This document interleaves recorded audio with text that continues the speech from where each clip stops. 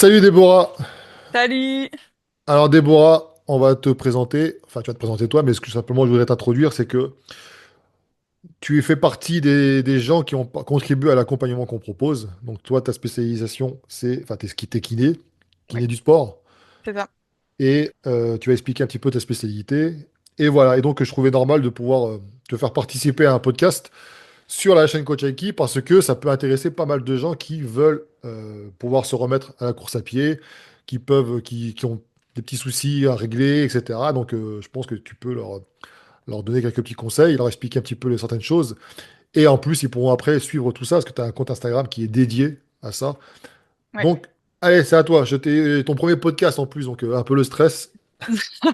Non, ça va. Bah, merci à toi en tout cas pour l'invitation. Donc, bah, moi, c'est Déborah. Donc, je suis kiné diplômée de 2019. Donc, j'exerce en cabinet libéral et j'ai fait tout de suite une spécialisation en fait en kiné du sport. Donc, j'ai fait pas mal de formations dans le champ musculo-squelettique, donc c'est-à-dire tout ce qui est lié aux pathologies de surcharge comme les tendinopathies, les lésions musculaires, etc. J'ai fait en 2023, pardon, un diplôme universitaire en kiné du sport. Et à la suite de ça, j'ai décidé de développer en parallèle des suivis à distanciel pour les coureurs blessés parce que c'est mon appétence particulière vu que je pratique également la course à pied à côté. Ouais, et puis tu as un sacré niveau en plus, hein, parce qu'on suit les. Tu Je fais pas suis mal les de perfs. choses. Ouais, je fais pas mal de choses, mais j'ai pas non plus un niveau. Bah, en tout cas, tu es régulière, tu as fait un semi il y a pas longtemps, je crois. Donc, Exactement, dimanche, ouais, c'est ouais, ça. donc moi, c'est quoi? Je cours que quand je suis poursuivi, hein, personnellement, hein. Donc, vu que ça m'arrive pas. Ouais, pas le choix, il faut préparer. Je fais l'ultramarin du coup fin juin, là, 58 bornes Ah ouais, ah en ouais. préparation. Alors, mine de rien, c'est intéressant parce que nous, ici, on parle pas vraiment du bodybuilding, etc. Ça, c'est plutôt sur Share Fitness. Ici, on parle de musculation. Certes, on peut quand même développer un corps esthétique, hein, on peut se muscler, etc. Mais dans ce qu'on propose, on a aussi l'hybrid training. Oui. Parce qu'il y a beaucoup, beaucoup de gens qui veulent juste se muscler, certes, mais aussi avoir du cardio, en fait, avoir un corps qui fonctionne quoi, le plus longtemps possible. Et donc, c'était intéressant de leur créer un module dédié pour qu'ils évitent de se blesser. Donc, il y a des prérequis avant, il y a des petits bilans à faire, etc. Parce que, en plus, on a remarqué, mais c'est même pas moi qui le dis, il y a des chiffres, hein, de plus en plus de gens se mettent à la course à pied. D'ailleurs, on ne sait pas où ça vient de cette mode-là. Tu sais, toi, non? Bah, ça se popularise. Je pense que les personnes, ce qu'ils aiment dans la course à pied, c'est la liberté. Tu peux mettre tes chaussures, t'achètes, enfin, t'as un short, une tenue de sport, des chaussures, tu peux aller courir, quoi. T'es pas obligé d'être dans un club ou quoi que ce soit, tu peux te débrouiller tout seul. Je pense que c'est vraiment l'aspect libre qui plaît aux gens. Et à mon avis, ça s'est beaucoup popularisé avec le Covid. Je Oui, pense, il y a eu c'était beaucoup avec le l'excuse. confinement et tout, ça faisait une excuse pour pouvoir sortir, etc. Et c'est vrai que bah, quand après t'es rentré dans un mode de vie plus actif, que t'as ta famille à gérer, etc. Je pense que si tu faisais par exemple des sports co, etc., t'as peut-être moins le temps d'allouer du temps à l'association ou à faire des déplacements les week-ends si tu faisais un sport co ou des choses comme ça. Alors qu'en course à pied, bah, tu peux gérer tes entraînements un peu quand tu veux en fonction de ton planning. C'est vraiment l'avantage. Je pense que ça plaît pas mal sur ça. Alors, en plus, ce qui est bien, c'est que cette discipline-là, elle peut être pratiquée par tout le monde. Après, évidemment, tu as différents types de cardio, hein, donc il y a différentes choses que tu peux faire pour différents objectifs. Mais quoi qu'il arrive, est-ce que moi je décide par exemple là, de prendre mes baskets et d'aller courir, est-ce que tu penses que c'est la bonne solution ou est-ce qu'il y a des petites choses à faire avant C'est toujours une bonne idée en tout cas de se lancer dans la course à pied. Après, ce qui sera vraiment le plus important, c'est d'y aller de façon progressive en fait. Je pense que c'est vraiment sur ça qu'il faut faire attention, c'est de pas se dire allez, je vais tenter et je me mets à courir et puis je vais jusqu'à ce que j'en puisse plus quoi. Non, l'idée c'est quand même d'avoir un plan quand même un minimum préparé, histoire de pas faire n'importe quoi et pas d'amener une blessure derrière. Donc l'idéal, ce serait vraiment d'être le plus régulier possible parce que c'est ce qui donne le plus de résultats de toute façon en course à pied et si c'est aussi ce qui permet de prévenir le plus les blessures. Et il vaut mieux préférer dans ce cas-là plusieurs petites sorties régulières qu'une seule grosse où on dit allez hop je tente et puis bah après on est complètement oxy, on peut plus rien faire quoi. Ouais. Non, c'est vrai. Et en plus de ça, il y a, tu vois, souvent, quand on entend parler les gens, c'est je vais courir pour maigrir. Donc, ce sont des gens qui sont en surpoids. Mhm. Donc, les articulations, elles en prennent un coup. Ils n'ont pas forcément la technicité, ils n'ont pas forcément vu ce qui pouvait poser problème pour évoluer sans se blesser, etc. Ce qui donne lieu à des abandons, des déceptions, parce qu'ils se rendent compte que finalement, bah, courir, c'est pas ce qui va te faire maigrir si tu fais pas d'autre chose à côté. Tu Mhm. sais, c'est le fameux ah, j'ai couru, je sais pas moi, pendant 1 heure. Ce soir, c'est bon, je peux aller au restaurant. Ça serait trop beau, ça marchait comme ça. C'est courir pour manger plus, hein. Ouais, c'est ça. Donc, euh, tu vois, que tu conseillerais quoi justement déjà à ces gens-là? Quelqu'un qui dit, bon, voilà, moi je veux courir pour maigrir. Je suis un peu en surpoids. Est-ce qu'il y a des choses Mhm. à faire avant? Le matériel, peut-être aussi les. Oh, bah, en termes de matériel, si tu parles de chaussures, par Ouais. exemple. En chaussures, moi, je privilégierais, en tout cas pour des personnes qui n'ont jamais couru du tout, d'aller vers des chaussures les plus neutres possibles. Ne pas aller chercher des trucs anti-pronation, anti-supination, un drop maximal. Vraiment des chaussures les plus neutres possibles et dans lesquelles on est à l'aise. C'est vraiment la priorité absolue. On aurait tendance à dire d'ailleurs d'aller plutôt vers des chaussures minimalistes chez les personnes qui ont jamais couru, donc qui ont vraiment le moins de correction possible. Après, ça c'est propre à chacun, mais vraiment, faut prioriser l'aspect confortable. Et puis au début, pour quelqu'un qui se met vraiment à la course à pied, moi je recommanderais vivement, et la littérature est aussi en accord sur ça, d'alterner avec des phases de marche en fait. Il faut vraiment que ce soit court au début, type 1 minute de course, 1 minute de marche, 1 minute de course, 1 minute de marche, et ça sur 5 minutes quoi, 5-10 minutes grand max, et d'être le plus régulier possible dessus. Et évidemment, si on débute la course à pied et qu'on est en surpoids, etc., toujours avoir quand même un aval médical en amont le Coucou le chat. chat. Coucou le chat. J'étais sûre qu'il allait passer. Ouais, je Ouais, la disais vie du coup médicale, d'avoir ouais. ouais, l'avis médical juste pour s'assurer qu'on prend pas de risque au niveau cardiovasculaire particulier quoi. Qu'on Ah, parce qu'il y a faut des quand même. accidents, mine de rien. Et Ouais, il d'ailleurs, même faut faire chez les attention. bodys, hein, des bodys qui se mettent à courir, etc., ils se rendent compte que leur cœur, il est. Ah, c'est ça. En- C'est ce qu'il faudrait vérifier bah, déjà en première intention. Surtout quand ça fait un moment que vous avez pas fait de sport ou que vous avez arrêté le sport pour telle ou telle blessure. C'est toujours important de revoir le médecin quand même, de s'assurer que tous les feux sont verts. Alors ça n'empêche pas qu'il arrive quelque chose, mais on réduit quand même considérablement les risques et ça, Hmm. c'est non négligeable. J'aurais tendance à dire, moi, que bah, je donne le même conseil que toi, parce que c'est la logique en plus, hein. Tu sais, tu commences petit. Mm. Et par contre, je ne dis pas forcément de commencer par la course à pied, ça dépend après des cas, hein, il faut toujours nuancer. Mais s'ils ont la possibilité de faire du vélo, par exemple, ou même du tapis en salle, parce que certaines personnes n'aiment pas courir dehors, bon, tu vois, il faut trouver, j'allais dire chaussures à son pied presque. Mais il faut pas se lancer comme ça, allez, je vais courir et puis on verra. Parce que Bien bah, sûr. le on verra. Bon, après, effectivement, de toute façon, même ceux qui se disent, bon, allez, je vais courir 1 heure et qui n'ont jamais couru, qui sont d'eux-mêmes, ils vont se faire 1 minute de course à pied et puis ils vont Ouais, tout marcher à pendant. fait. Tu vois. Mais déjà, marcher, c'est déjà pas mal. Je veux dire, j'ai déjà eu des personnes en fort surpoids, juste de la marche, ça leur donnait quand même quelques. Bah, ils étaient plus actifs, donc c'était forcément mieux qu'avant. C'est hyper bénéfique la marche et c'est vraiment recommandé, hein. Et si pour certaines personnes c'est compliqué au début de commencer à courir, effectivement, il faut prioriser la marche. Par contre, on parle vraiment de marche active et pas la promenade touristique, quoi. Ouais, ouais, ouais, c'est-à-dire qu'il faut quand même ça tape un peu dedans, quoi. Faut que ça crée quand même un essoufflement et une accélération quand même du rythme cardiaque pour que ça soit considéré en effort assez modéré, quoi. Alors justement, en musculation, surtout quand on a passé un certain âge, on recommande évidemment des échauffements. Ça passe par voilà, un peu de mobilité, ça peut être étirement dynamique, etc. En course à pied, j'imagine de toute façon, oui, c'est la même chose. Souvent, les gens, enfin, c'est rare, enfin, quand c'est des coureurs de ton niveau, je pense que vous le faites, les gens le font, mais la personne qui n'a jamais fait ça, elle se dit, pff, pas besoin. Parce que de toute façon, je vais m'échauffer en courant. Ouais. Tu dis quoi, toi? Bah, c'est vrai que c'est beaucoup fait comme ça de façon générale. Après, je dirais qu'il faut adapter l'échauffement à la séance qui suit derrière. Parce qu'il y a différents types de sorties qu'on fait en course à pied. Si tu vas faire, par exemple, que de l'endurance fondamentale, donc ça veut dire courir vraiment lentement et plus ou moins longtemps, est-ce qu'on a besoin d'un échauffement particulier avec des accélérations, etc., alors qu'on va pas le faire pendant le corps de la séance? Pas forcément. Après, on recommandera toujours quand même une mise en action du corps. C'est toujours mieux de faire un petit peu de mobilité, d'activation musculaire, et après de commencer à courir.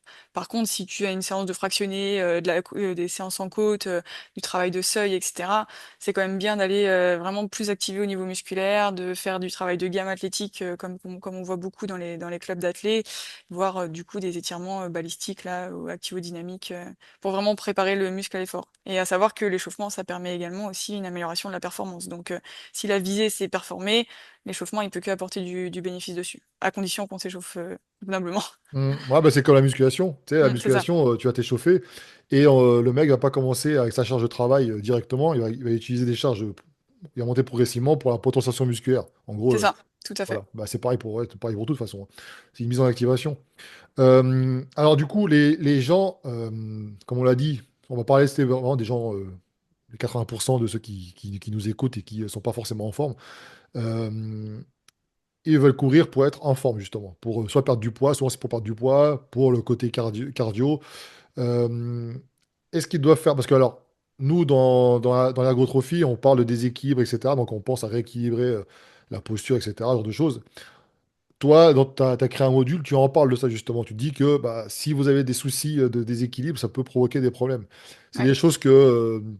bah, quelles sont tes recommandations par rapport à ça? Parce qu'évidemment, ce qu'on dit là, de toute façon, ça ne remplacera jamais une consultation. Bien Donc sûr, ça bien c'est sûr, bien sûr, sûr. faut toujours. C'est comme moi, hein, quand je parle de travail de la posture, ça a été fait avec un kiné, mais ça ne remplace. Si jamais tu as, un problème postural qui a des grosses douleurs et puis que c'est vachement avancé, va voir en présentiel un kiné ou prends un kiné même en visio, je ne sais pas si vous êtes compétent pour le faire Mhm. à visio, mais prends un professionnel. Là, on parle vraiment des gens qui ont voilà, qui ont des petits soucis, qui veulent s'améliorer. C'est ça.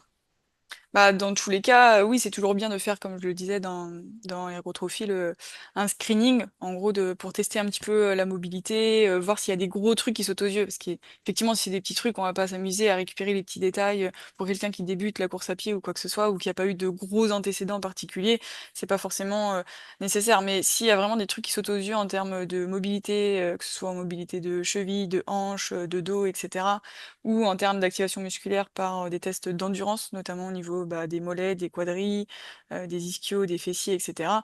S'il y a vraiment une grosse différence, ça vaut le coup. Alors surtout déjà de consulter, effectivement, parce que ça veut dire qu'il y a certainement quelque chose, mais en tout cas de le travailler en amont, parce que potentiellement ces déséquilibres-là pourront à terme amener, je dis bien potentiellement parce qu'on n'a pas de preuves directement avérées, mais à une surcharge certainement, parce que ça va compenser. À partir du moment où tu as un maillon de la chaîne qui est plus faible, il y a forcément un endroit où ça va travailler davantage et à terme, ça peut entraîner une blessure.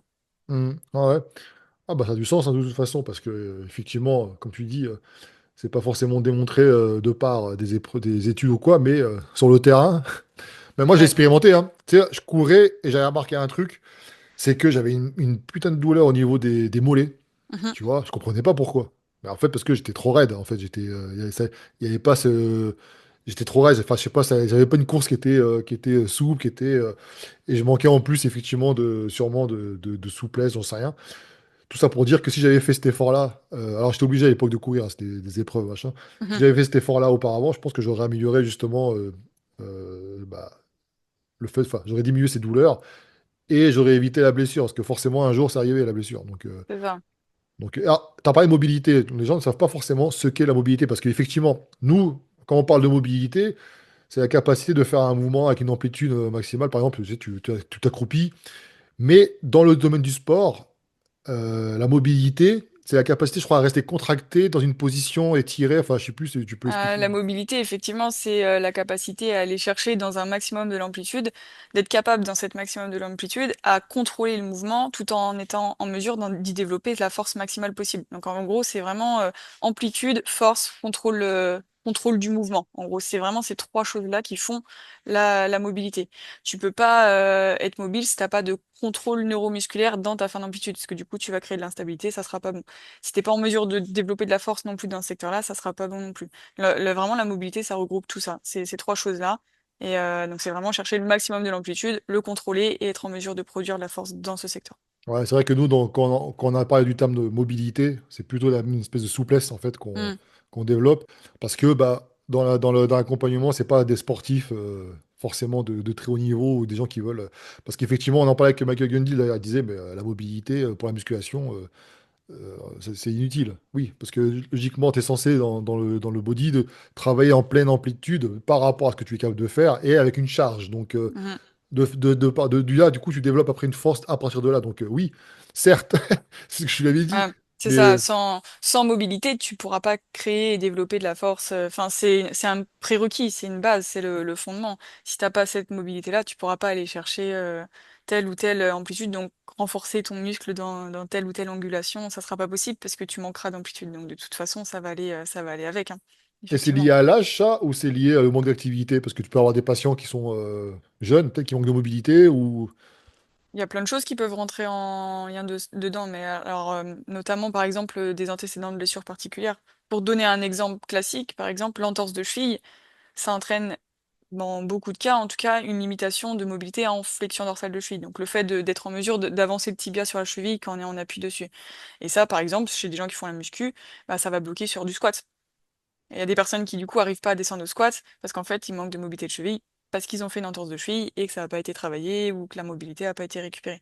Après, effectivement, il y a mobilité, souplesse, c'est sûr que si on est plus raide, on va pas pouvoir aller chercher toute son amplitude non plus. Et c'est pour ça que c'est important de venir l'évaluer et de la tester en amont, quoi. Comme ça, on Mhm. réduit vraiment les risques. Ouais, ouais, c'est ça. En plus, en général, parce qu'on n'est pas, on n'a pas forcément la même mobilité à gauche qu'à droite, donc Mm. tu vas avoir une posture qui va être. Et là, bah, c'est ce qu'on a observé, nous d'ailleurs, sur des vidéos quand on analysait, alors, c'est en musculation, hein, on analysait des mouvements, et ce qui pouvait donner lieu à des petites espèces de petites rotations, etc. Alors, c'est pas forcément que le mec va se blesser, hein, Non, non, mais bien sûr. en tout cas, la stabilité, bah, faut éviter, quoi. Ça donne un mouvement qui est pas contrôlé complètement. Donc, du Non, coup, on ouais. s'expose à un risque, d'autant plus si, là, on parle de musculation, mais si on est chargé lourd, Ah ouais. vigilance. Ouais, ouais, c'est ça.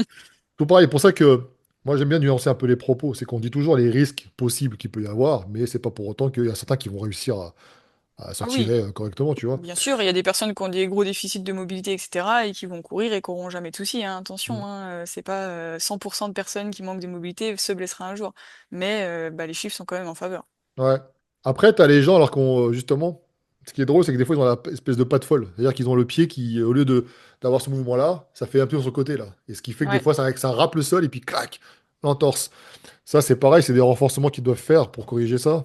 Oui, effectivement, renforcer. Il y a plein de choses et vraiment à venir travailler, mais ça peut aussi en fait venir d'un manque de mobilité, hein, tout simplement. Comme la cheville, elle, par exemple, elle va pas dans telle ou telle amplitude, bah, elle est obligée de compenser sur un mouvement un petit peu plus rotatoire, et puis bah ça surcharge les muscles un peu sur les côtés, et puis ben on fait l'entorse de cheville. Mais effectivement, il y a aussi tout un travail d'activation musculaire, de renforcement spécifique au niveau des stabilisateurs de cheville, et pas que. Il y a du pied, il y a toute la chaîne de stabilité latérale du gainage, parce que si on a un tronc qui est pas assez stable, etc., ben, en fait, on majore la surcharge sur d'autres tissus. C'est toujours la même chose. S'il y a un maillon qui est faible, il y a forcément, le corps est bien fait, ça va compenser, Ah ouais, c'est ça, bah, bien c'est comme sûr. en musculation, tu vois. Mm. Je prends l'exemple le plus parlant pour tout le monde, c'est quelqu'un qui a les trapèzes qui sont vachement développés et puis qui a l'air d'épaule qui est comme ça. Et bah, quand il va travailler, il va dire bah, je sens mes trapèzes. Bah, oui, c'est le muscle le plus fort qui va prendre le relais, qui prend plus de place d'ailleurs. Et donc, du coup, après, ça donne lieu à des mecs qui sont comme ça, là, tu sais. Alors, c'est drôle parce que donc on parle de mobilité, on parle aussi donc de renforcement un petit peu. Il faut rééquilibrer un peu. Alors, parce que souvent les gens, tu as vu, on a même dans l'accompagnement, les gens ils sont même la plupart du temps, tu vois, dans la salle du muscu, etc. Ils sont développés sur la face avant parce que c'est la face visible en plus. Et généralement la face arrière, il y a un gros déficit. Et ça, en musculation, ça provoque d'ailleurs, au niveau des postures, ça peut provoquer justement des soucis posturaux. Mais en plus en musculation, ça peut provoquer aussi parfois des petits soucis, des petites blessures. Et en course à pied, bah, tu as fait un module pour ça, donc c'est Mhm. pareil, il faut chercher aussi parfois à équilibrer les choses. Bien sûr, Donc tout à ça, fait. c'est pareil, quelqu'un qui, alors, ça dépend, quelqu'un qui fait de la musculation, il a tout intérêt à développer un volume musculaire plus important dans dans la zone postérieure, pour justement essayer de rattraper ce retard. Mais quelqu'un qui n'en fait pas, tu lui dis qu'il faudrait qu'il fasse quoi, des exercices de renforcement à côté, combien de fois il faut en faire, une fois, deux fois, trois fois par semaine. Sur quelqu'un qui fait pas du tout de renforcement et qui voudrait Ouais. se mettre à la course, tu veux Vraiment dire? quelqu'un qui aime pas la muscu, parce qu'il y en a aussi, ils n'aiment pas la muscu. Ils disent, moi, je veux juste courir pour le côté santé, faire attention à ce que je mange, effectivement travailler ma mobilité, machin, parce que je sais que c'est important. Hmm. Bah, après, là, effectivement, le renforcement à côté, il est quand même indispensable, d'autant plus si on vise de la performance à terme, parce que le renforcement musculaire permet d'améliorer l'économie de course, l'indice d'endurance, etc. Donc ça joue dessus. Sur le côté préventif des blessures, pareil, là, on est un petit peu en dissonance avec les études scientifiques, mais en tout cas, on sait qu'à force sur le chronique, ça pourrait potentiellement en développer. Donc, si jamais quelqu'un voulait se mettre au renforcement musculaire, c'est pas forcément obligé d'être trois séances de 1 heure, hein. Ça peut être 15-20 minutes, deux fois ou trois fois dans la semaine. Même si c'est deux fois, c'est déjà bien. Faut toujours se dire que le peu sera toujours mieux que le rien, quoi. Ça, Hmm. c'est sûr. Et en priorité, moi, j'irai renforcer la chaîne postérieure, effectivement, les ischios, les mollets, les fessiers et toute la chaîne de stabilité latérale avec le moyen fessier, le tenseur du fascia lata, là, ce qui crée le syndrome de l'essuie-glace et tout le gainage, parce qu'en gros, c'est vraiment ce qui est limité. Et la partie la plus oubliée à renforcer chez le coureur, et c'est vraiment paradoxal, c'est le pied. Le pied, il est jamais travaillé, alors qu'on court dessus.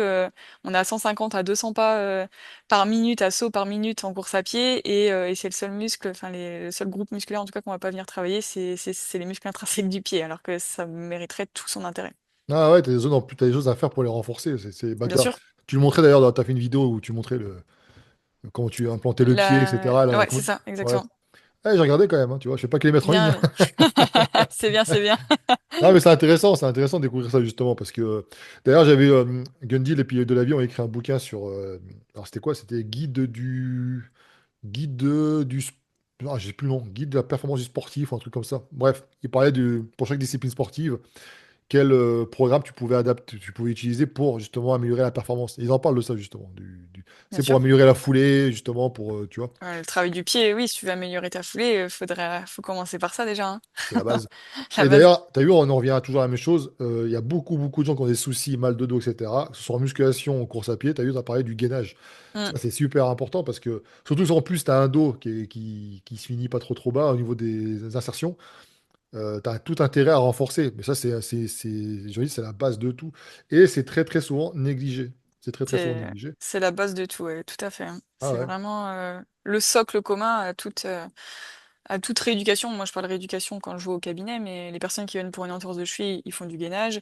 Ceux qui viennent pour une rupture du ligament croisé, ils feront du gainage. Les lombalgiques, ils feront du gainage. Enfin, on travaillera tout le temps, quoi. Même les gens qui viennent pour des rééducations de l'épaule, ils auront forcément du travail de gainage. Pourquoi? Parce que le gainage, c'est de l'anti-mouvement, c'est de l'anti-rotation, c'est de l'anti-inclinaison. C'est vraiment le fait d'être imperturbable et bien aligné, enfin bien faire son mouvement bien contrôlé, quoi. Mhm. Ah ouais, c'est ça. Mm. Alors, quelqu'un justement qui fait de la musculation en mode hypertrophie musculaire et il veut courir. J'en ai deux dans l'accompagnement actuellement. Deux ou trois. On va dire deux.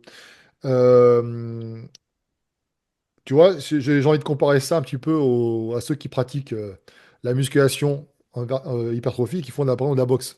Mhm. Les mecs, souvent, bah, c'est triste, ça me fait rire parce que c'est tellement souvent, les mecs ils s'arrachent les biceps. Tu vois, ils parce qu'en fait, leur entraînement n'est pas adapté. Est-ce que toi, tu préconises pour quelqu'un qui court, de changer, de ne pas faire l'hypertrophie, de travailler différemment, ou est-ce qu'il faut adapter la course? Est-ce qu'il faut. Sur de la prise de masse musculaire, du coup, on parle Ouais, de en ça fait, si tu me dis parce hypertrophie. que tu sais, souvent, les gens, ils veulent tout. Alors, moi, je leur dis, hein, en général, notamment donc là, on parle de hybrid training, il faut prioriser. Au bout d'un moment, Ouais. c'est d'ailleurs même Gundy, on en parle dans un podcast, au bout d'un moment, soit tu veux être bon dans la course, soit tu veux être bon et avoir du muscle. Après, tu peux trouver un espèce de compromis parce que bah, mais tu seras, voilà, au bout d'un moment, il va falloir faire des concessions. Oui, Mais moi, je considère que quand tu veux performer, il faut que ta musculation soit au service de ta performance. bien Tu sûr. vois. Le problème, c'est que les mecs, ils savent pas faire, ils s'entraînent en hypertrophie. Et ça, j'imagine que, bah, au même titre que ceux qui font de la boxe et qui vont travailler juste avant les biceps, et puis qui font un premier crochet, bam, ça s'arrache. J'imagine qu'en course à pied, c'est pareil.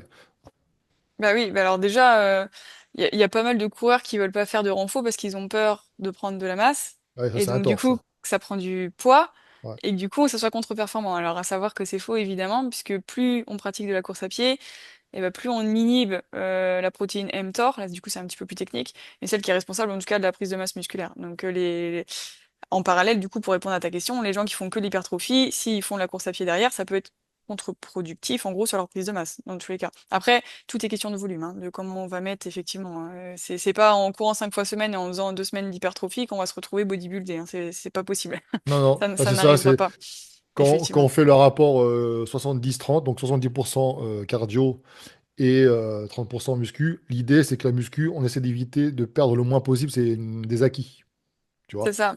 Après, il faut spécifier, tu vois, chez les coureurs, encore plus chez les trailers, les personnes qui vont faire du renfort, on va plutôt axer sur le développement de la force maximale, sur du travail de puissance, d'explosivité en fonction de ce qu'on va rechercher. Mais vraiment, la force maximale, on ira la travailler. Parce que l'endurance de force, on le travaille déjà en courant parce que on court des volumes et des volumes par semaine, enfin pour ceux qui courent beaucoup en tout cas, et nos muscles sont déjà sollicités sur du travail d'endurance. Donc, alors ça peut être bien de faire des petits rappels à charge, mais vaut mieux aller travailler une autre qualité musculaire. Donc plutôt la force maximale. Les études, elles sont plutôt en faveur de ça en tout cas.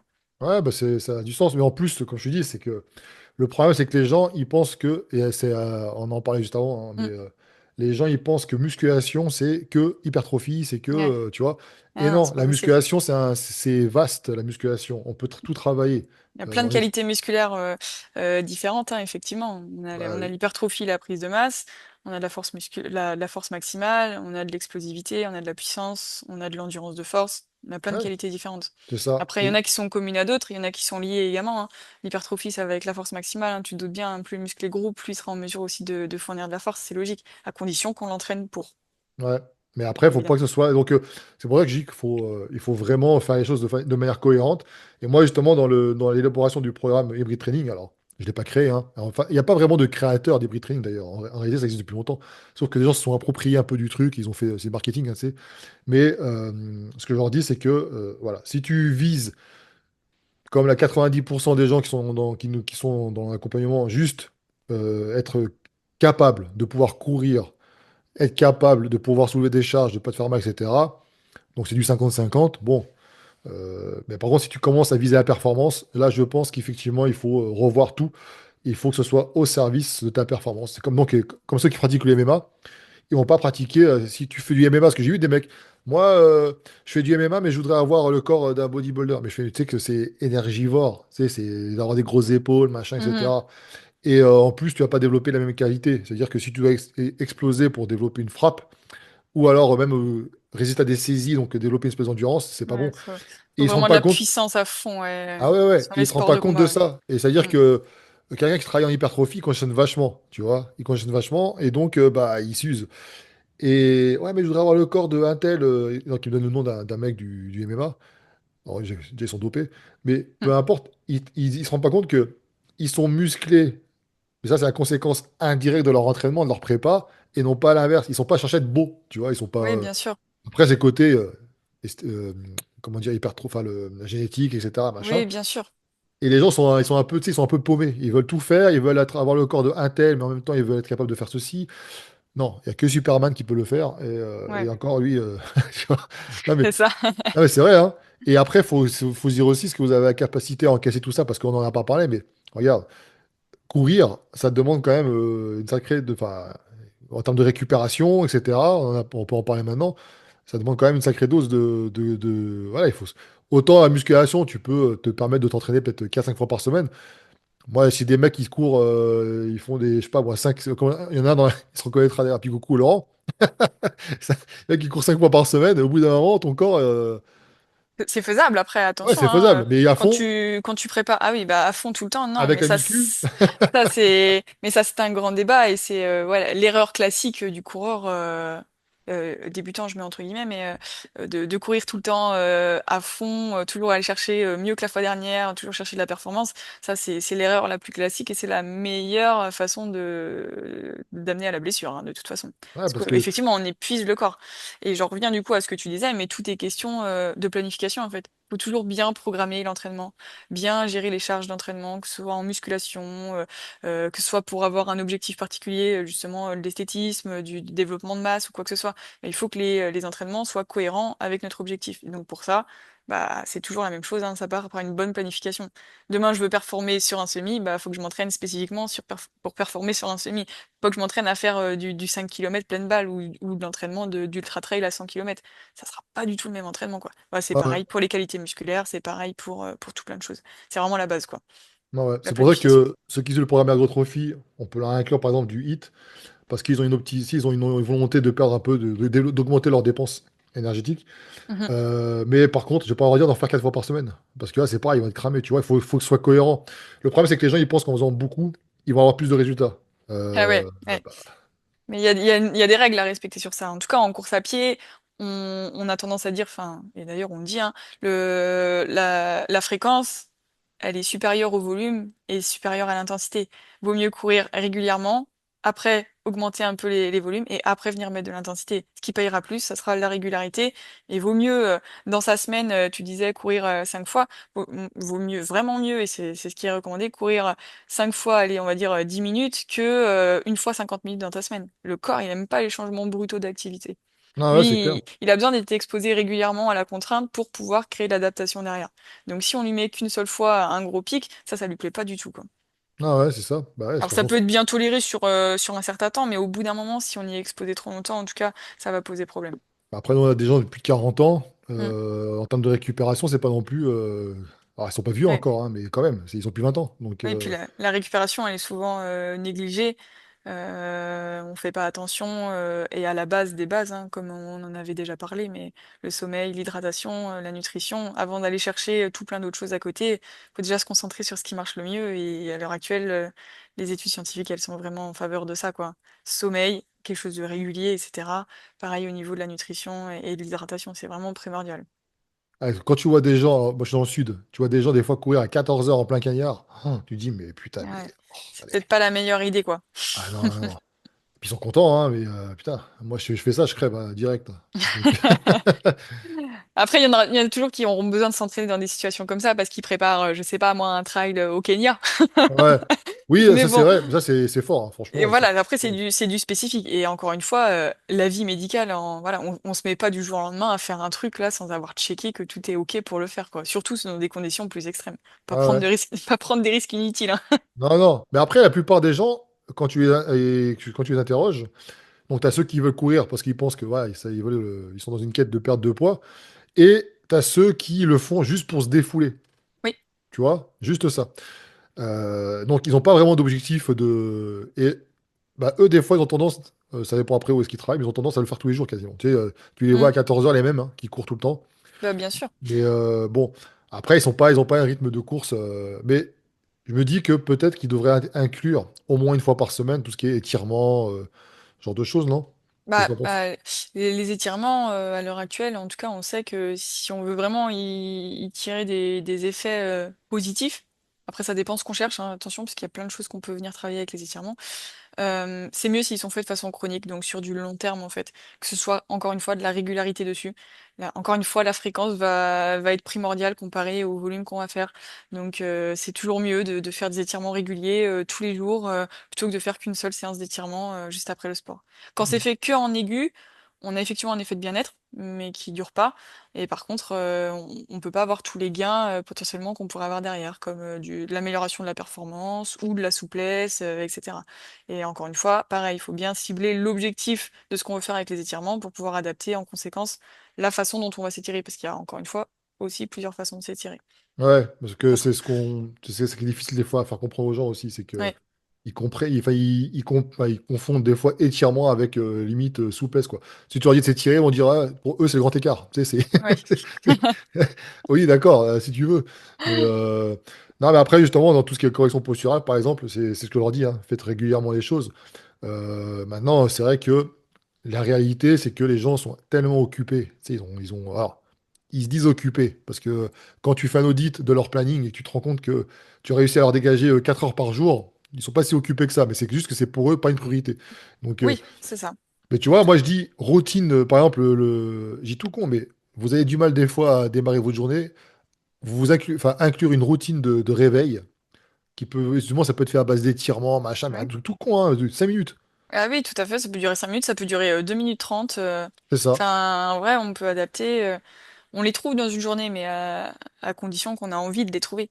Ouais. C'est toujours la question. C'est comme une C'est ergonomie, hein. quelles sont nos priorités et qu'est-ce qu'on veut travailler. Et après, C'est ça.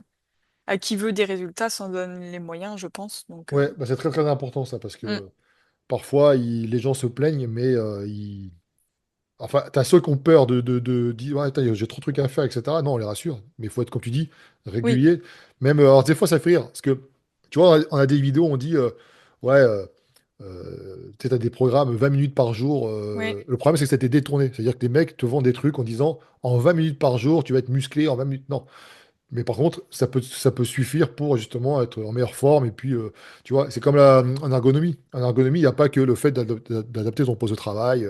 Non, il y a aussi des petites routines à mettre en place, mais qui durent Oui, pas 2 minutes. Tu vois, ah oui, juste le fait de c'est... s'étirer, de machin, etc. 2 minutes, ça prend pas beaucoup de temps et ça Non, t'apporte des bénéfices. Et en plus, c'est régulier, donc tu le fais régulièrement. Donc. tout à fait. Et puis on en revient toujours à la même chose, hein. La régularité, elle payera toujours plus que tout le reste. Plus on est régulier, meilleur on aura des résultats. En tout cas, sur les étirements, c'est prouvé. Bah, c'est un peu la loi Pomodoro, hein. Tu fais 20% des petits efforts là, et tu as Ouais. 80% de résultats par la suite. Mm. Et tu fais ça régulièrement, ça prend pas beaucoup de temps. C'est pour ça que faut arrêter de croire que vous devez passer votre vie à la salle, à courir, à faire Mm. ceci. Non, c'est des petites Après, routines à mettre en après, c'est place. pour ça qu'il faut être bien en accord avec les objectifs de Oui, la personne et le temps qu'elle a à disposition pour. Après, on peut toujours proposer, ah bah, ok, t'as 10 minutes pour ça, tu peux 10 minutes par jour, très bien, bah, on va optimiser tes 10 minutes par jour, voilà ce que tu peux faire.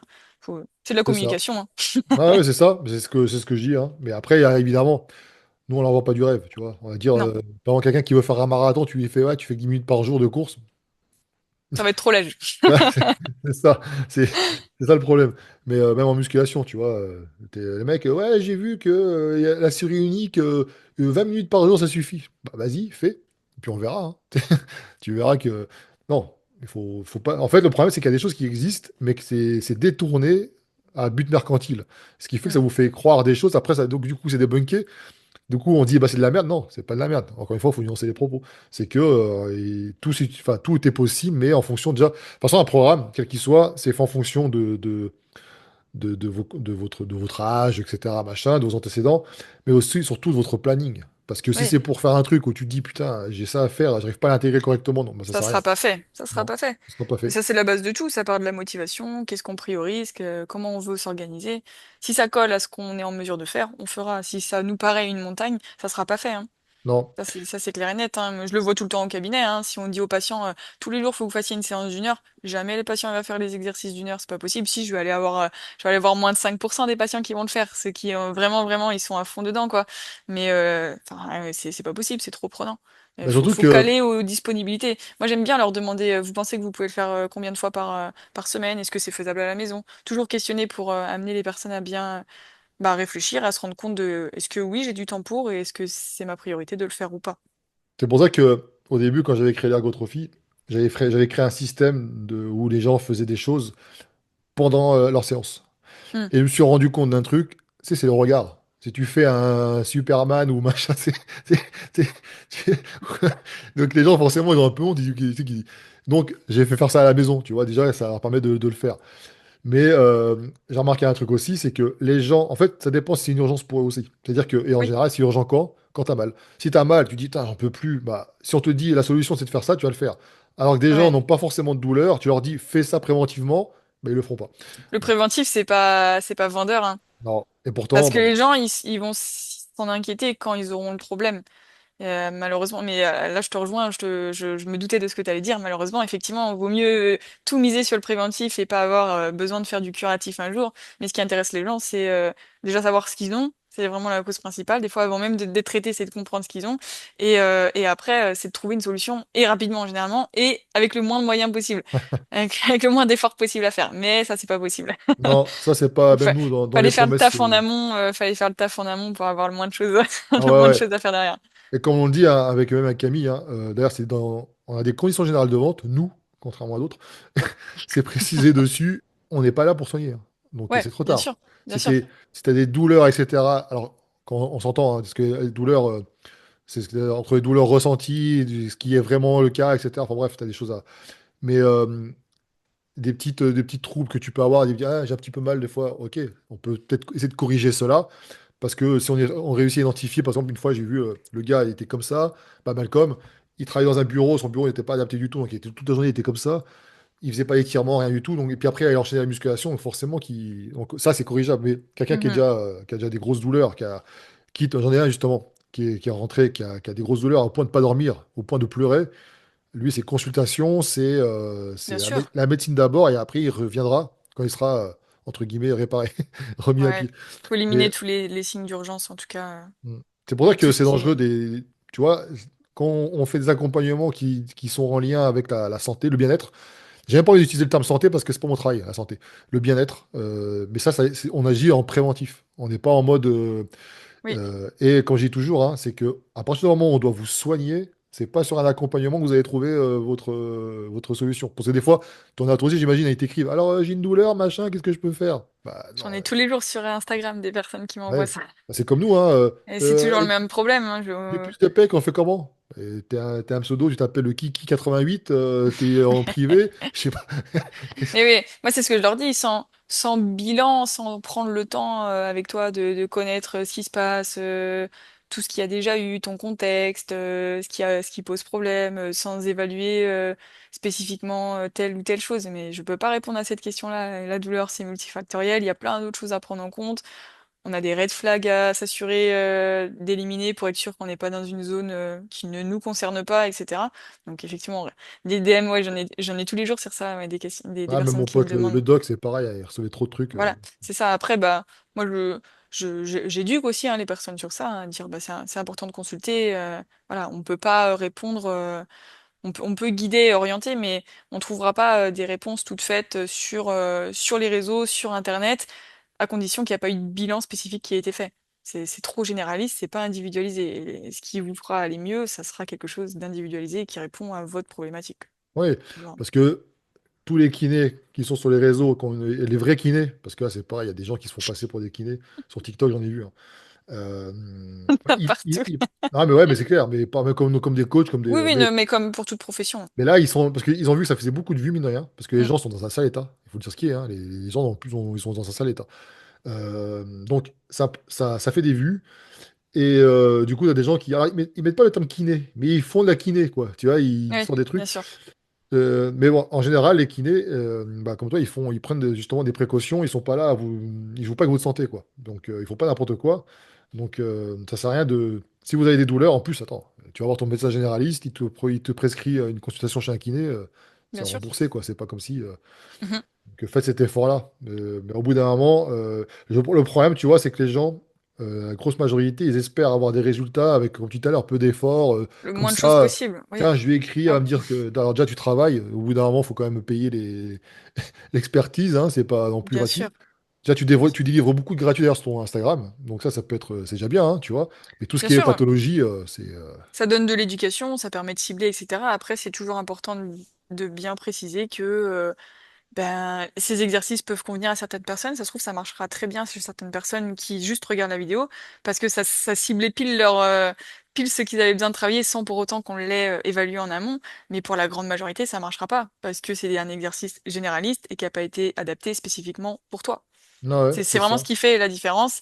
C'est l'exercice qui cible tes déficits en fonction de tes objectifs pour telle ou telle chose. C'est fait pour toi, quoi. C'est ça qui permet de faire, de différencier quelque chose de moyen à quelque chose de vraiment qualitatif, pour le coup. Mm.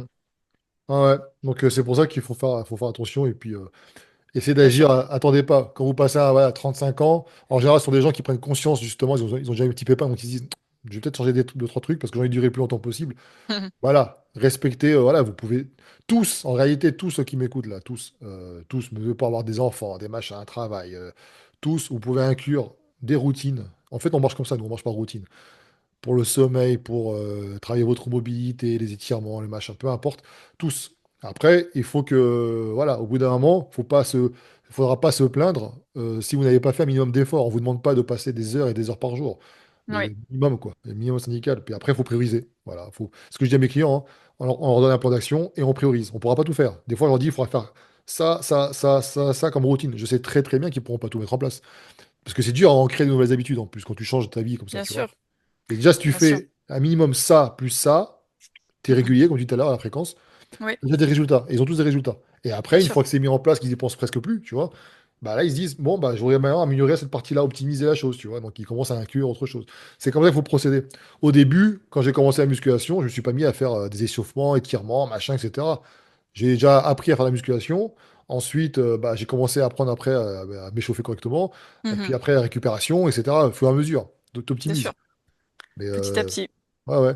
Et justement, des comptes comme les tiens, pour ceux qui ont. Alors, j'ai envie de dire, tu fais la course à pied, mais en réalité, pour tous ceux qui veulent améliorer des choses au niveau du bas de corps. Les footballeurs, les bien basketteurs, j'en sûr. sais rien, ils sont concernés, hein.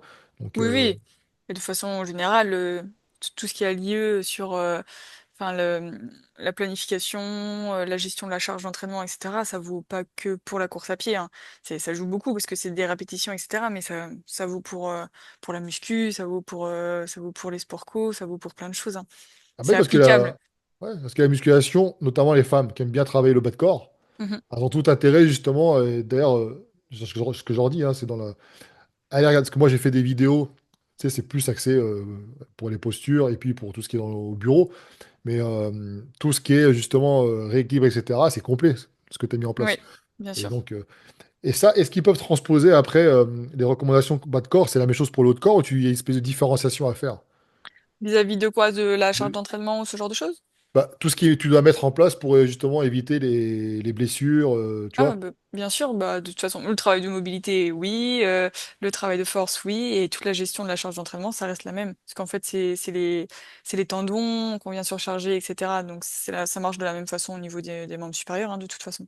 Mm. Ça suit la même chose. C'est juste on s'expose pas aux mêmes blessures parce que un membre supérieur, ça travaille pas de la même façon qu'un membre inférieur, mais dans l'idée, ça reste, la Surtout au niveau de majorité des l'épaule, blessures hein. reste la même chose. Avec Ouais, le l'épaule degré de notamment. liberté que ça a, ce truc-là, ça, c'est souci de. C'est la partie du corps la plus mobile, l'épaule. C'est clair. Ça, c'est le nombre de personnes qui ont des blessures là-dessus, c'est un truc de fou. Et Et, pour autant, c'est pas toujours l'épaule qui est en cause, pour le coup.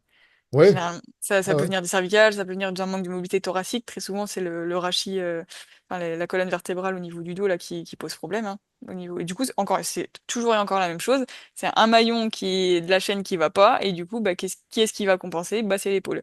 Et du Mm. coup, on se dit, ah, mais j'ai mal à l'épaule, pourtant j'ai fait des exercices sur l'épaule pour s'améliorer, mais ça change rien. Logique, puisque du coup, ce qui posait problème, c'était un manque de mobilité en extension thoracique ou ceci ou cela, mais c'était pas en fait précisément l'épaule. Faut voir global. C'est tout Ouais, l'intérêt de la kiné, faut voir global. c'est ça. C'est pour ça que leur dit, faites au moins, parce que j'avais fait un full body étirement mobilité, tu sais. Je dis, faites au moins ça, parce que ceux qui n'ont pas de problème spécifique, comme ça peut travailler un petit peu tout. Oui, voilà, c'est ça, Euh, exactement. c'est ce qu'il faut faire. Moi, je le fais, ça fait du bien en plus. Et c'est très prenant, mine de rien, c'est une activité, hein. C'est Mm. pas comme si tu disais, ouais, je fais ça tranquille. Ah non, si tu Mais fais bien, le travail de mobilité, si tu veux avoir des résultats, c'est comme dans beaucoup de choses, hein, il faut de l'intention. Si l'intention elle n'est pas là, bah pour moi tu travailles pas de la mobilité, hein. ah non, Parce que non, dans ce tu fais cas-là, juste. je peux dire tiens là je fais de la mobilité et là je fais pas du tout de la mobilité, hein, Ouais.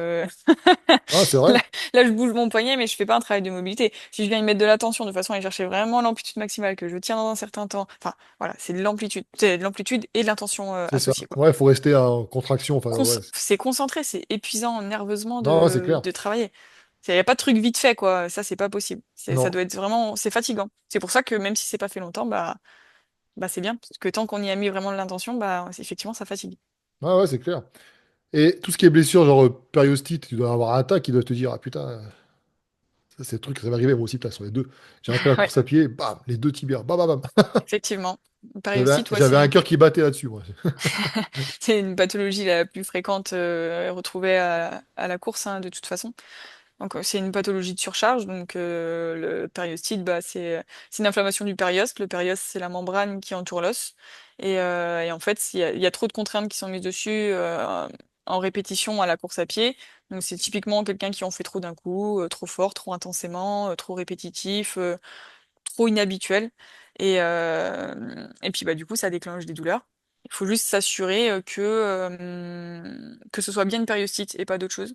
À savoir que si on force sur une périostite, on peut générer derrière une fracture de fatigue qui nécessite du coup un arrêt de l'activité. Ouais. Il faut aussi également s'assurer que ce soit pas des pathologies autres, type syndrome des loges, des membres inférieurs, qui peuvent me mimer les mêmes symptômes qu'une périostite. J'en avais un qui avait ça, moi. Enfin, on suppose qu'il avait ça, parce qu'il avait des jambes toutes fines.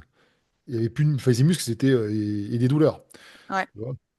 Et par contre, alors lui, on lui a dit d'aller voir, d'avoir un avis d'un chirurgien, parce qu'au bout d'un moment, il faut peut-être qu'il regarde un petit peu ce qu'il y a dedans, tu sais, pour être Ah ouais, sûr. faut voir. Bah, si c'est un syndrome des loges, faut voir un angiologue. Après, la périostite, elle doit répondre à l'activité, hein. Si vous avez des douleurs déjà qui déclenchent pas et qui sont pas en lien avec l'activité, c'est pas normal. Et puis s'il y a des douleurs qui restent, moi je sais pas, qui sont là même au repos, quelque chose de très précis, de bien localisé, ça c'est pas normal non plus. La Ouais. périostite, elle doit être normalement, elle est étendue sur au moins 5 cm. Si déjà on a un point précis, ça mérite déjà une consultation médicale, hein, parce Ah ouais. que Ah, moi, je périostite, me c'est rappelle, hein. étendu, c'est dose dépendant à l'effort, ça a vraiment un lien avec l'activité physique. Ça donne pas de symptômes comme des fourmillements, des brûlures ou des choses comme ça. S'il y a quoi que ce soit avec en plus une coloration différente du membre ou quoi que ce soit, il faut voir le médecin, Ah de bah toute oui, façon. directement. Et ça, je me rappelle, hein, s'était passé quand j'avais déjà perdu un peu de poids et des chaussures. Parce que j'avais pas de chaussures de course à cette époque-là. Mhm. J'avais pris les grosses, là, avec les bons, parce que je faisais 115 kilos. Ok. C'était pas prévu hein, que je cours, mais bon. Mais ouais, ouais, ouais, mais ça, c'était terrible, ça. Donc, non, mais après, c'est intéressant, justement, de se dire que c'est sûr que si tu veux reprendre la course à pied, tu peux le faire, comme tu dis tout à l'heure, hein, une paire de chaussures avec le moins de contraintes possible, etc. Mais après, au bout d'un moment, si ça devient régulier et que tu veux y mettre un peu plus d'intention, faites les choses correctement. C'est-à-dire qu'il y a Tout des. à fait. Faut penser à la récupération. D'ailleurs, c'est ça, c'est un facteur super important, la récupération. T'es pour toi, tout ce qui est. Tu pratiques, je veux dire, l'électrostimulation en mode récupération pour Non, j'en fais pas. massage, automassage? Automassage, ouais, je fais du foam roller. Ouais, ce Ouais, que tu ça, avais j'en mis fais, ouais. dans Ouais, l'accompagnement. ce que j'avais mis dans l'accompagnement, effectivement. Ouais. Après, comme je l'avais dit de toute façon, c'est un plus, mais c'est pas ce qui fera, ce qui permettra vraiment d'optimiser au maximum la récupération. Ah non, ça soulage sur le coup. Voilà, si on n'a pas notre base, encore une fois, du sommeil, alimentation, hydratation, si on a si on dort 3 heures par nuit, qu'on mange n'importe comment, qu'on s'hydrate pas du tout et qu'on se dit ah pourtant j'ai fait mon électrostime, j'ai fait mes foam rollers, je comprends pas, j'ai mal. Il y a peut-être d'autres choses à voir en priorité. Ah oui, oui, mais c'est ça. Voilà, Mais- axé sur la base, mais après c'est quand même c'est complémentaire et c'est quand même pertinent. ouais. C'est vrai que l'alimentation de ce qu'on en voit chez nous, là, rien en changeant leur plan nutritionnel, non, les résultats, ils ont tellement, des fois, ils ont un problème de sommeil, ils ont un problème de ceci, de cela, machin. Ils changent l'alimentation, Boum. tous, ouais. Parce que ce sont des gens qui, comme ils veulent perdre du poids, ils sont dénutris, et puis alors, ils ont pas un métabolisme bloqué, contrairement à ce que certains disent, ça n'existe pas. C'est juste que son corps s'adapte, Ouais, et voilà, il faut juste relancer la machine, et tout va bien. Tout va bien, et en ouais. plus, ils perdent du poids, donc il y a ce truc. Mais c'est important, l'alimentation, pour moi, c'est... alors, tout le monde disait, à l'époque, il y avait un gros débat. Ouais, la musculation, c'est 80% alimentation, 20% de... Alors, peut-être pas autant. Ça dépend après, encore une fois, il faut nuancer, ça dépend si tu veux être bodybuilder, évidemment que non. Mais quelqu'un qui veut juste avoir un corps esthétique et qui... bah, l'alimentation, ça fait beaucoup, hein. Je sais que... on a beaucoup, beaucoup de résultats hein, très, très rapides. Tu vois, pour le coup, on fait pas des promesses en disant ouais, dans 3 mois, tu vas perdre 40 kilos. Et non, Hmm. c'est pas le genre de la maison. Par contre, ce qui est vrai, c'est qu'en peu de temps, 80% des gens qui sont là-dedans, qui avaient des soucis en lien avec ça, ils ont résolu leurs problèmes d'énergie. Tu vois, ils Ouais. sont beaucoup plus. Ils dorment mieux, ce genre de choses. Et ça, l'alimentation, c'est super important. Tout comme Et l'alimentation. ça joue beaucoup et du coup, je rebondis sur ce que tu dis là. Tu disais tout à l'heure courir pour la perte de poids, etc. Faut faire attention, effectivement, en course à pied, on a ce qu'on appelle les REDS. Je sais pas si tu en as déjà entendu parler. Relative Energy Deficiency in Sport, donc le déficit énergétique relatif dans le sport. Des personnes qui, du coup, n'apportent pas assez de calories à côté de tout ce qu'elles perdent en course à pied. Et en vrai, du coup, derrière, ça entraîne des dérèglements hormonaux, Ah oui, etc. Et on a des vraiment soucis métaboliques avec, mais ça entraîne vraiment des complications importantes avec, ouais, vraiment des règlements hormonaux, ostéoporose, dépression, et ça peut mettre vraiment du temps à récupérer derrière. Donc c'est bah, comme la hyper important de musculation. bien, oui, bien sûr, c'est hyper important de bien, de bien gérer l'alimentation et de pas de se dire, moi je veux perdre du poids, donc je fais la balle de sport et je mange pas comme ça, je vais perdre. Ouais, tu vas perdre, mais tu vas avoir pas mal de problèmes derrière, quoi. C'est ça. C'est vraiment pas une bonne idée, quoi. C'est pour ça que si on fait un point de vue au niveau de l'alimentation, c'est vrai que on dit toujours, hein, Camille le précise, alors Camille, pour ceux qui ne connaissent pas, c'est la diététicienne du groupe, hein, qui est aussi dans le sport, et Bien sûr. entre autres. Et du coup, on dit toujours que perdre du poids, un déficit, ce n'est pas anodin, mais pour personne. Ouais. Et je parle pas du bodybuilding où alors c'est vraiment à part. Et là, parce que là, tu as des gens, on parle des fois de dopage, etc., mais même sans dopage, être sec, déjà, ça provoque tellement de soucis. Alors là, tu fais des belles photos, hein, ouais, tu fais des très très belles photos. Mais alors, à côté de ça, tu dors plus, libido, hein, voilà, Oui, dépressif, voilà. Donc t'as des ça fait partie des symptômes oui, du REDS, fractures de effectivement. fatigue, Tout à fait, ah tout ouais, à tout fait. ça, déchirure, enfin bref. Donc, et là, moi quand est-ce que je suis bien blessé au niveau de la rotule? C'était quand j'étais en sèche. Tu vois, avant la compétition, j'en ai fait qu'une seule en plus. J'aurais dû rester au lit tiens, ce jour-là. Mais et la rotule, elle a fait clac-clac. Bah, parce que mon corps était fatigué et puis Oui. Et ouais. Donc c'est pareil, après, il faut faire super attention à ça, parce que l'alimentation, faut pas faire n'importe quoi. Les régimes à la con, là, qui vous font. Tu sais, des fois, tu as des gens, ils ne connaissent rien, ils sont pas des diététiciens, donc c'est bien pour ça, d'ailleurs, que je me suis entouré de. Moi, je suis spécialiste en nutrition du sport, mais Camille, elle est beaucoup plus dans le côté santé, Bien sûr. ancrage de nouvelles habitudes, etc. Et c'est complémentaire, tu vois. C'est vrai qu'il y a des choses à faire avant tout de suite de chercher à perdre du poids, même avant de courir.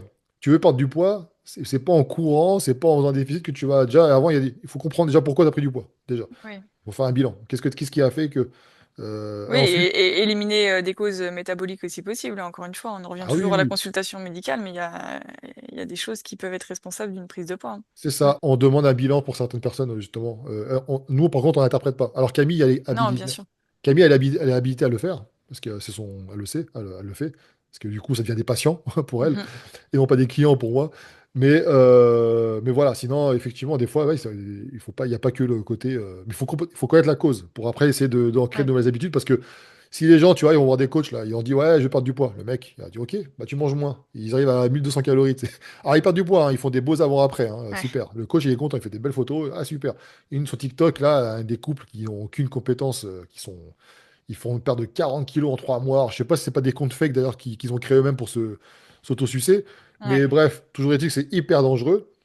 Et le problème, c'est qu'après, bah, tu as les rechutes derrière, et puis ta santé. Tu, tout à fait. tu Bah, perds des.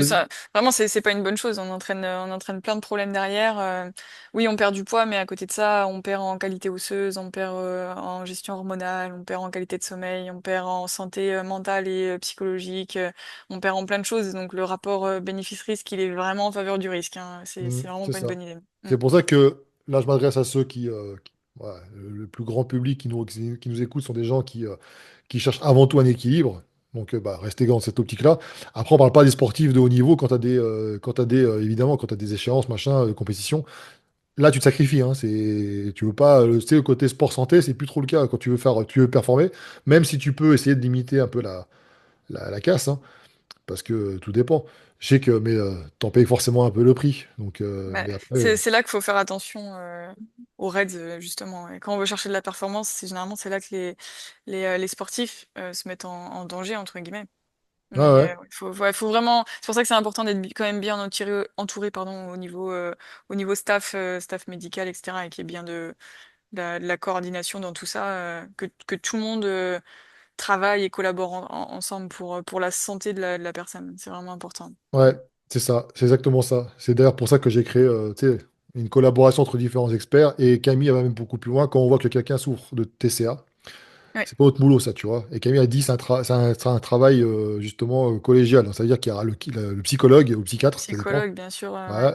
Plus elle, qui peut aussi, qui est en relation avec le psychologue, qui va agir. Plus, tu vois, c'est pas des gens. Parce que dans les réseaux, tu as des gens qui sont spécialistes de tout maintenant. Hmm. T'as- J'ai même vu aussi des kinés d'ailleurs. Alors, je sais pas s'il y a une espèce de certains kinés influenceurs, hein, j'ai plutôt bien parlé de ces gens-là qui ont beaucoup, beaucoup d'abonnés. Maintenant, c'est des spécialistes de tout, les mecs. Ils te font de la préparation mentale, ils sont diététiciens, ils sont psychologues, ils sont. Donc, il n'y a pas que dans l'univers de la musculation, tu vois, finalement, qu'il y a des abus. Ouais, non, mais c'est sûr. Mais Mais au bout. ça, du coup, c'est pareil, c'est comme pour tout, mais quand on écoute le discours de quelqu'un, toujours s'assurer de la qualité et de la compétence des personnes qui va dire quelque chose, quoi. Vérifier bien toujours les sources et qui le dit, quoi. Ouais. Mm. Non, c'est ça, c'est ça. Parce que il faut pas, parce que le problème, c'est que les gens, quand tu as une autorité, par exemple, quelqu'un qui a un kiné qui est ultra reconnu, donc il se dit, bon, bah, il est crédible parce que voilà, il est kiné et puis il donne des conseils, machin, et qu'après, le mec, il va essayer de toucher un autre public, donc il va essayer d'aller dans une autre branche. Ils vont gober, tu sais, ils vont dire que bah, parce qu'il est crédible là-dedans, il est crédible forcément ici. Non, pas forcément, hein. Mm. Donc c'est pour cela que dans l'esprit Cher Fitness, j'ai toujours voulu m'entourer d'experts, tu vois, dans leur domaine, au lieu de me faire passer moi-même pour un expert en tout. Parce que, tu vois, c'est-à-dire que si j'ai besoin de. Voilà, en kiné, je suis pas kiné, moi, tu vois. Par Oui, contre, j'ai des connaissances effectivement liées à ma profession, et puis aussi avec mon pote qui m'a donné des conseils par rapport à la création de l'offre, mais au bout d'un moment, il faudrait ça à sa place, tu vois. J'aurais pas pu faire, par exemple, un module. J'aurais pu faire un module peut-être à la con, mais il serait pas aussi précis que toi. Et puis, tu vois, c'est une question de légitimité, puis une question d'honnêteté aussi. C'est-à-dire bien qu'au sûr. bout d'un moment, Donc ça, c'est important. Faites attention à qui vous confiez votre santé et à qui vous confiez vos objectifs. Perte de poids, machin. Si tu as des mecs qui te disent, bah, il faut que tu fasses tous les jours, j'en ai eu ça, hein. Tous les jours, il faut que tu cours 1 heure ou tu fais 1 heure d'escalier tous les jours. Eh ben, et puis t'es à 1400 calories ou 1200, tu vois. C'est parce que ouais, ça serait trop. Tu vois. Après, le mec, il comprend pas. Je suis bloqué, j'arrive plus à perdre de poids, puis j'ai plus, je suis à la disponibilité. T'es fatigué, t'as du mal à dormir, ouais. En plus, avec mon copain, on s'est disputé parce que, voilà, ouais, ouais, parce Ouais, que tout l'ensemble, hein. ouais, c'est pour ça Faut faire toujours prendre attention. tout le contexte de toute façon, mais oui. Ouais, ouais, ouais, mais c'est ça. Et toi, un professeur, ce qui va s'assurer, ça, c'est le contexte, et puis ensuite, il va établir un diagnostic en fonction de ce qu'il a, et puis, Et rediriger vers les bonnes personnes. ouais, parce que vous pouvez aussi avoir vos limites, donc Ah au bout bah, d'un tout à moment. fait. Et il y en a, et c'est tout à l'honneur de chacun de savoir dire ses limites, hein. Alors, on dit que les kinés ne marchent, enfin, les kinés, quand on voit kinés dans le domaine, par exemple, du foot, on les voit souvent faire des massages. On Mhm. m'a dit que c'était de moins en moins le cas, les kinés qui massent, les masseurs. C'est moins, non? Tu veux dire de quoi En cabinet? dans les clubs au cabinet aussi? Bah, parce Ouais. qu'en fait, à l'heure actuelle, on sait que le traitement actif, c'est ce qui donne le meilleur résultat. Donc nous, on est obligé d'apporter les meilleurs soins possibles aux patients. Et à l'heure actuelle, on sait que la thérapie basée sur l'exercice, c'est ce qui donne les meilleurs résultats, de loin. Après, si le patient a besoin qu'on vienne travailler au niveau du massage, etc., ça peut être fait, mais on sait très bien que c'est pas ce qui va, sur une tendinopathie par exemple, c'est pas ce qui va permettre à ton tendon de mieux supporter la charge, tu vois, si on vient le masser. Si ça Mm. permet de soulager un petit peu et que le patient il est mieux derrière, on le fera, mais par contre, il faudra vraiment un travail à côté de gestion de la charge, adaptation aux contraintes, etc. Mais Ouais, ouais. ouais, vraiment, la thérapie par l'exercice, c'est ce qui fait le plus de preuves. Et là, j'appuie vraiment, c'est des méta-analyses, c'est des gros trucs, hein. Donc, ça donne vraiment les Puis meilleurs au-delà de ça, tu as résultats les possibles. résultats aussi sur le terrain, c'est-à-dire qu'au bout d'un moment, les patients, ils sont en meilleure forme. Parce Bien qu'il sûr. y a une époque où il ne fallait plus rien faire, tu sais, il faut immobiliser. D'accord. Oui, et heureusement, maintenant, Bon. les choses changent. D'ailleurs, ouais, d'ailleurs, ce qu'il faut dire aussi, parce que des fois, j'ai eu des discours, quand je parlais de kiné, etc., des gens qui dénigraient. Je crois que j'en avais déjà parlé, je crois. Ouais, de toute façon, les kinés, c'est 3 ans d'études. Maintenant, ça a changé, hein. Mettez-vous à la page, hein. Les kinés, toi, tu fais partie justement des promos à Bac+5. Sans Ouais, compter qu'en plus, tu as fait en la plus des première trucs. promo. Ouais, en plus, la première promo. Crash test, crash test. Voilà. Donc, je veux dire que voilà, ils ont forcément 2 années de plus, ils ont rajouté des choses, hein. Donc, ils sont beaucoup plus. Et déjà qu'ils étaient bons. Mais non, non, c'est pour ça qu'il faut respecter un petit peu. Parce que pour eux, kiné, des fois, quand tu les écoutes, c'est ouais, c'est juste du massage, mettre un peu de glace, et puis. Non, non. Et des bons kinés. C'est des choses qui étaient faites avant, mais à l'heure actuelle, maintenant, on a beaucoup le côté recherche. En tout cas, avec le master qu'on a justement en kinésithérapie, Ouais, on parce a que tu as tout ce préparé ton travail mémoire, donc dessus. ouais, Bah, maintenant, les mémoires, en fait, avant, c'était des cas cliniques. Maintenant, c'est des mémoires de recherche. ah, bah, c'est ce que j'avais fait Donc, aussi à voilà, mon faut niveau, se parce que baser effectivement sur bah, c'est ouais, d'un niveau master, hein. mm, Donc, non, non, tu on se base soutiens sur devant, la. tu soutiens après devant un jury, là, et puis Tout à fait. voilà, et puis ils disent, ah ouais, puis c'est des bâtards, parce qu'ils te posent des questions que tu n'avais pas prévues. Et tu te dis, Juge pas, parce que je suis jury de mémoire, moi aussi, hein. non, Si. vous pouvez assoudoyer, je pourrais vous passer son numéro si vous voulez. Non, mais moi, je m'étais dit, tu sais quoi, je me suis dit, attends, j'ai passé avec un. Parce que peut-être un tuteur, et il travaille là-dedans, je lui dis, bon, s'il dit tu peux aller soutenir, c'est que t'as au moins 10. En général, c'est ce qu'il disait. Il va pas me niquer. Ah bah, tu parles, t'inquiète pas. Tu sais, avec leur petit sourire à Ouais. côté, là. C'est pour voir jusqu'où tu as approfondi le sujet. Ouais, mais bah, parce que j'en parlais avec, justement, j'ai fait un podcast sur Share Fitness avec Marine Charrière, qui est docteur. Donc, elle a publié des études, etc. Tu vois, on parle justement des études Mhm. scientifiques. Et je m'étais rendu compte, je me rappellerai toujours, la première recherche que je fais, putain, j'avais cogité, hein.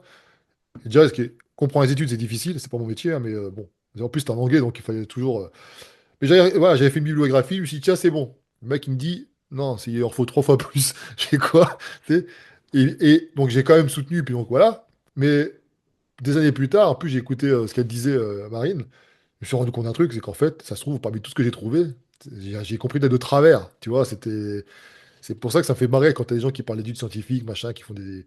Alors, Oui. même chez Qu'on vous, hein, qu'on- ça qu'on existe, lu hein. juste qu'on lu juste lu le résumé, quoi. Ouais, c'est ça, c'est ça. Et encore, maintenant, Ouais. c'est ChatGPT qui interprète en plus. Donc, non, mais Ah, même c'est limite, hein. chez. Ah ouais, ouais, même chez les kinés, je vois qu'il y a des mecs qui mettent. Mais je vous dis, les kinés qui m'écoutent, là, c'est bien. Enfin, ne tombez pas dans ce piège-là, franchement.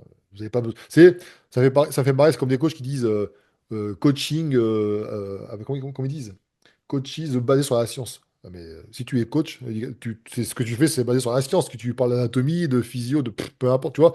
Un kiné, c'est pareil, tu n'as pas besoin de justifier de faire certains, je parle, parce qu'ils tu sais, ils sont obligés de mettre deux, trois études, mais non, tu Hmm. vas te faire défoncer. Donc, par ceux qui. C'est pas, donc, je sais pas, c'est cette mode maintenant de tout justifier, trouver deux, trois études, et puis de toute façon que personne n'ira, ça sert à rien. Au bout d'un moment, t'es kiné, t'es diplômé, moi j'ai confiance. Tu vois, je me dis, Ouais. j'ai confiance. Donc, et après, des fois, vous avez des petites divergences, ça peut arriver. Bah, c'est quand même bien de les mettre, en tout cas quand tu avances certains propos, si les gens ils veulent aller plus loin, bah, ils lisent l'étude. Après, Ouais, s'ils mais vont là, je pas le parle lire, pas. c'est Ouais, pas mais mon problème, mais. ouais, mais je parle pas de ce. Je parle vraiment les mecs qui font ça par décoration. Tu sais, Ah pour oui, bah non. Oui, exister. pour montrer que, alors que, Voilà. alors qu'ils ont pas Ça se lu. sent. Ah, mais ça se sent parce que il a pas vraiment de. Tu vois, c'est juste le coup de. Moi, j'ai mis deux, trois trucs, mais tu vois que c'est mis comme ça, quoi. Tu sais, Ouais, c'est pas c'est pas profond, quoi. forcément pertinent. Mm. Mais il faut pas tomber dans ce piège-là parce que c'est pas ça qui fait que vous êtes plus crédible en réalité. Maintenant, tout le monde le fait. Donc, tout le monde parle d'études, etc. Donc, et puis, tu vas tomber sur un neuneu. C'est comme ça qu'après, il y a des espèces de clash, là. T'as un neuneu qui a creusé pour le coup à dire, ah, ton étude, là, ça dit l'inverse de ce que tu dis. Oui. Tu vois? Et Comment il y a étude et il y a étude, hein, voilà. Ouais, en plus. Non, mais voilà, c'est ça qui est, c'est un peu dommage. Mais c'est pour ça que moi, personnellement, je me dis que j'ai confiance. Quand j'ai affaire à un professionnel, j'ai aucune raison de douter. De toute façon, et comme je dis toujours, hein, qui suis-je? Là, tu me dis un truc, par exemple, tu me parles de kiné. Je vais te dire, je suis qui, moi, pour dire, non, c'est pas comme ça. C'est pas mon métier. Tu vois? Après, il faut toujours garder un esprit critique, mais C'est effectivement, exactement il n'y a ça. pas de raison. Non, mais voilà, mais au bout d'un moment, c'est comme des kinés qui veulent se la jouer éducateurs sportifs qui savent pas faire de programme de musculation, tu vois. Ça existe Ouais, aussi. Tu vois. Donc, non, au bout d'un moment, faut faire confiance. Je parle vraiment des gens qui sont vraiment, enfin, ils sont diplômés, quoi. Ils ont validé des choses, ils ont des patients, c'est pas pour rien. Donc, c'est pas les kékés les pseudo-coachs qui vont. Parce que, en général, pour moi, hein, c'est mon avis, hein, je pense surtout les coachs, hein, ceux qui ont besoin de mettre des études, etc., pour appuyer leurs propos, c'est que déjà, eux, ils sont pas trop légitimes. Ils essaient tu sais, d'améliorer voilà, de passer un peu plus savant pour dire, bon, bah voilà, au moins j'ai mis ça, comme ça va peut-être me rendre plus crédible. Mais bon. oui, c'est sûr, T'as pas besoin. Quand t'es kiné, bien sûr. et- mais c'est bien parce que les kinés, mine de rien, il y a de plus en plus sur les réseaux et ça marche bien. Hein. Je sais que Bah, déjà, ça donne une bonne image de la kiné, je trouve. On cite des études, on joue beaucoup sur l'aspect éducatif, sur la prévention, etc. Moi, je trouve ça top. Hmm. Ça casse un peu effectivement l'image de ce que tu disais tout à l'heure, kiné égale massage électrode froid, voilà. Non, moi, À l'heure actuelle, c'est plus ça, quoi. ah ouais, je suis abonné à des comptes. Bah justement, j'en ai un tout à l'heure, je lui ai écrit parce que voilà, le mec qui parle de nutrition, machin, reste dans ton domaine. Ça t'évitera de dire des bêtises. Mais sinon, j'ai abonné, j'apprends les choses aussi, tu vois, ça peut être utile. Tu vois. J'ai le livre sur les blessures qu'a écrit Gundil et Delavier. J'ai aussi, après, j'entends des fois des avis qui sont partagés. J'écoute, tu vois, je me dis, voilà, il n'y a pas de. Tu sais, c'est de la science, chacun a son avis, machin, et après, à toi de prendre ce que tu as envie de prendre, et Oui, puis c'est voilà. sûr, Mais exactement. non, mais je trouve que c'est important. Donc voilà, donc les kinés, ils peuvent aussi vous aider à ne pas vous blesser. Ils sont pas là que pour vous soigner, entre guillemets. Ah oui, ça fait largement partie de notre champ de compétences, Ça, les gens ne savent pas. la prévention, hein. Prévention fait largement partie du champ de compétences du masseur-kinésithérapeute, hein. Donc Mm. on va dire que les gens qui, par exemple, qui ont un intérêt à voilà, qui veulent performer ou même pas, mais qui veulent reprendre une activité, ils ont plutôt intérêt à faire appel à toi pour éviter justement, faire un bilan, en tout cas, ça coûte rien. Déjà un bilan, Ouais, bien sûr. ils font un bilan et après tu les guides, tu peux. Et toi, alors justement, on va parler un peu de ce que tu peux proposer. Quelqu'un qui fait appel à toi, donc tu établis un diagnostic, j'imagine, dans le sens où tu essaies de voir un peu les problématiques, etc. Machin. Et après, c'est quoi? C'est un suivi que tu fais régulier ou tu as plusieurs Ah, formules? alors déjà, je reprends juste le mot, on ne fait pas de diagnostic en kiné, on n'a pas le droit, c'est propre au médecin, c'est le médecin qui diagnostique. Nous, on s'assure juste que c'est de notre champ de compétences. Et D'accord. s'il y a quoi que ce soit qui ressort, qui mérite d'être vu par le médecin, c'est de notre obligation de renvoyer le client ou du coup patient, en tout cas au médecin. Tu fais un Donc bilan initial.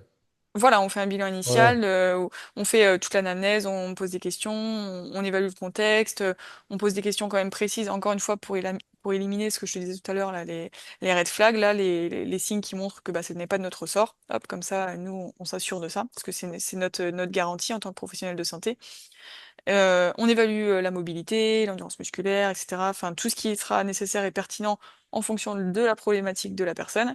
Et l'idée après, effectivement, c'est de proposer un accompagnement personnalisé en fonction de ce qu'on a retrouvé au bilan et de l'objectif de la personne qui est venue me contacter. tout à fait. Ok. Donc voilà, bah, moi je peux, parce que là on a fini, hein, je pense, ça fait je sais pas combien de temps qu'on a parlé, mais en tout cas c'est pas mal pour un premier podcast. C'est Donc ça. je vous invite évidemment, je mettrai dans les liens en bas, dans la description, je mettrai le lien pour son Instagram. Et je sais qu'en plus, elle se forme, c'est ça qui est bien. C'est pas il n'y a pas que le diplôme qui fait que. Et d'ailleurs, que ce soit elle, Camille ou tous les experts avec qui je collabore dans leur domaine, ils se forment encore. Là, je sais que tu as investi dans une formation qui coûte la peau du cul, mais parce qu'elle se forme. Et ça va profiter à tes Ouais. futurs patients. Donc, Bah, bien sûr, ouais. Puis c'est la j'ai différence. soif d'apprendre, donc je continuerai tout le Ah, temps mais là. vous Ça, avez tous le point commun, c'est ce point commun-là, tu ouais, vois. C'est pas que des blabla, c'est pas que juste le titre. Moi, je considère qu'un diplôme, c'est bien, mais après, il faut que c'est là qu'on voit la différence entre les passionnés et puis ceux qui sont là que pour tu vois, récupérer la ouais, thune. Mais non, c'est bien, il faut toujours se former. tout à fait. C'est un investissement qui sera profitable. Donc n'hésitez pas à faire appel à elle. Bien évidemment, pour chaque fois que vous ferez appel à elle, il y a 10% de commission pour Aiki. C'est mis dans le contrat, ça? Non, ah ouais. Non, non, non, je Enfoiré, plaisante. tu l'as rajouté. Je l'ai rajouté, t'as signé trop tard maintenant. Non, non, mais voilà. Quand je vous recommande des personnes, eh ben, vous pouvez y aller les yeux fermés. Il n'y a pas de problème. Et puis, bah, de toute façon, je pense qu'on pourra refaire. Si vous avez des questions, n'hésitez pas à les poser dans les commentaires. On pourra répondre et pourquoi pas même faire un de ces quatre, pourquoi pas un webinaire ou un truc, on Hmm. verra. Ça peut être Ouais, bien intéressant. sûr, tout à fait. Parce qu'on parle de course à pied, on peut creuser. Allez voir ses vidéos, elle fait des vidéos de qualité. Et puis, si vous voulez en savoir plus, évidemment, si vous voulez, euh, on va dire, redémarrer un petit peu ce corps endolori, qui a accumulé un peu trop de fatigue, un peu trop de gras, un peu trop de douleur, etc., n'hésitez pas à prendre contact avec moi, ne serait-ce déjà que pour faire, non pas un diagnostic, mais en tout cas un bilan initial. Attention, Merci vous. d'appuyer sur le mot. C'est vraiment important. Tout est question de mots. C'est vrai, hein, tout à fait raison. Bah écoute, je te remercie en tout cas. Mais je te remercie à toi. Merci beaucoup pour l'invitation et pour la qualité des échanges. C'est Ah toujours. bah, t'as payé ça 100 euros, c'est tout à fait normal, hein, donc. Non, ils vont y croire, en plus les gens ils vont dire, ah ouais, si. C'est Eh, clair. c'est un enfoiré celui-là, non, non. Non, non, Allez, tout ce que j'ai ciao. dit sort de moi-même et de ma Ouais, volonté. ça va.